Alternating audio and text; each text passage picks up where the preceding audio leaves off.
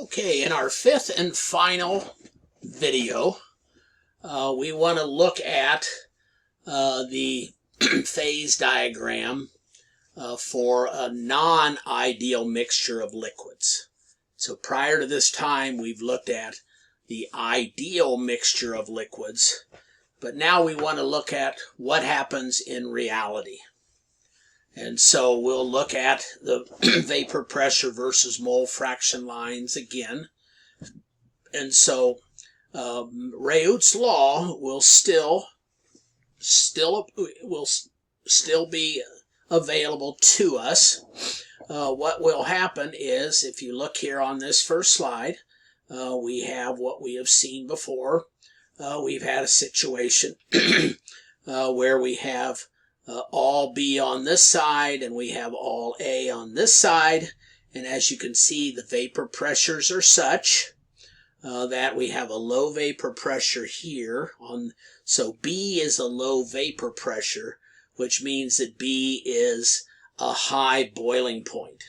And so we've reversed the situation here, and that the most volatile component is the one that has the highest vapor pressure or the lowest boiling point temperature. And so in this particular case, it's A, and B is the least. And so if we want to think about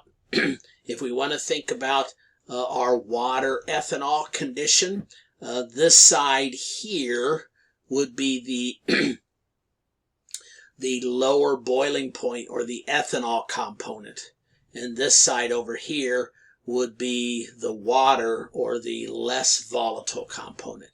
Again, this is based on vapor pressure, and if we were now to actually, instead of using Raoult's law, which gives us a straight line, what actually happens is that we have deviations. Sometimes the deviations are much greater than one would expect. And so what you might have is you might have a vapor pressure curve that instead of taking this linear line from the vapor pressure of pure B to the vapor pressure of pure A, it may start there, it may end there, but there's actually a dip, a deviation in the vapor pressure. And so what this means is in actuality, for non-ideal mixtures, you may actually have a mixture of two components wherein the vapor pressure associated with those two components could actually be lower than the vapor pressure of the two components independently, which is something that you wouldn't think, but basically it's due to various forces that are existing in the mixture.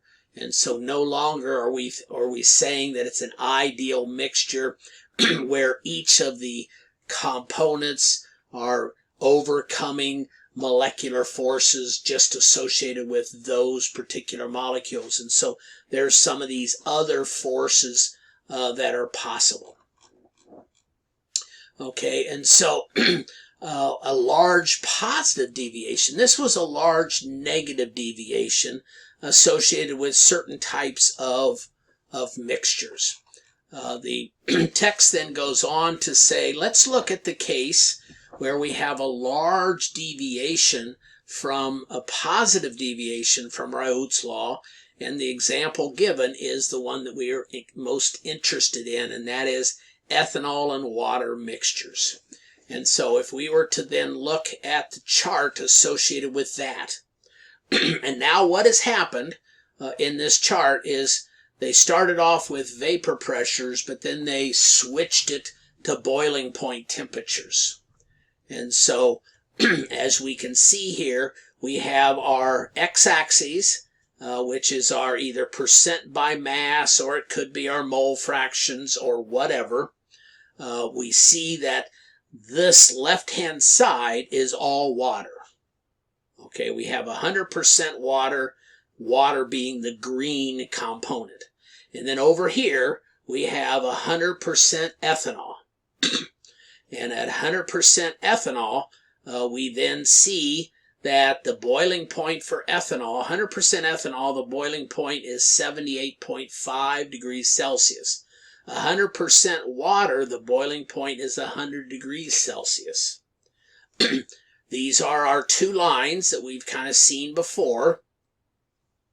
But now something strange happens. We have the liquid composition and we have the vapor composition, but we have a point where the deviation, instead of going from one point to another point, we see that there's this deviation down here, and there is a certain percentage of ethanol where we see the vapor composition and the liquid composition being one and the same at that particular temperature. And so what that's saying is that if you have a mixture of ethanol and water, and it's 95.6% ethanol and 4.4% water, it would boil at 78.2. But what happens in that particular case is what comes off of that mixture is a vapor that has exactly the same percentage. And so if you got to this point, you can't drive the system over here any further. You can't drive the system to try to get out a higher percentage of ethanol. And so what happens in this particular case, again, is you start with a concentration that's somewhere in the low region of ethanol. Let's call it concentration 1. And again, at concentration 1, because the ethanol is the more volatile component, we see that the vapor coming off of this boiling process has more ethanol, so it's actually here at concentration 2. And so what happens is our mash that started off in this region, as we heat it up, it then is actually going to start to generate vapor that is at a higher percentage of ethanol. And then again, if we allow that vapor to reach or to see a surface that's a lower temperature surface, we can get it to condense. And when it condenses, it's at this point, but then we can get it to boil, and when it boils, it will then move over to a higher percentage of ethanol. So we could actually have it eventually come over to this point. And that's what you're seeing here. At C2, it boils and it forms C3. Okay, and it can continue doing that, and then eventually what happens, and this is what's discussed here, eventually it can't get any further than this point right there. And so if you carried on this boiling, condensing, reboiling sequence, you would eventually end up with a vapor that has this composition. And so even if you condense that, I mean, it's going to stay at that particular. And so if you try to reboil the liquid, it will just pretty much stay at that particular component. That particular point in a mixture of two liquids is called the azeotropic mixture, or an azeotrope. And in essence, it's a constant boiling mixture. Both of the components have the exact same boiling point, and the vapor above that mixture is at the same percentages. The implications of this type of a fractional distillation on dilute solutions of ethanol, which is what we started with, is that we're not going to be able to get any higher than 95.6. And so up at the top of our fractionating column, the vapor that's going to come off, if we then condense it, it will never be higher than the 95.6. And so that, that is the summary of this, is that a distillate containing 95.6 would show up in the collecting flask, and you would then Or you could actually drive the system so that pure water shows up in the boiling flask. Basically, all of the liquid would disappear and you would have water in the original container. There are some other combinations. Nitric acid and water has a particular curve that you see here. This is the water at 100% boiling point. This is the nitric acid at 100% nitric acid. And again, you see the liquid composition and the vapor concentration. And in this particular case, the best that you can do is to drive the solution, where depending on where you start, to a 68% nitric acid solution.